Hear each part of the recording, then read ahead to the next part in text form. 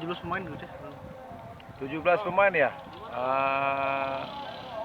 Ntar malam saya lagi meeting sama pemain, sama tim pelatih.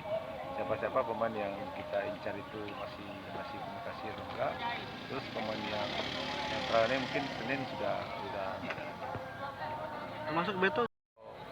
Berapa orang, atau apakah 2 kita tahan atau 3 kita tahan? Kalau melihat sekarang ada berapa kemungkinan bisa? Pemain 2 atau 3. Coach, ada juga pemain muda lokal itu gimana coach?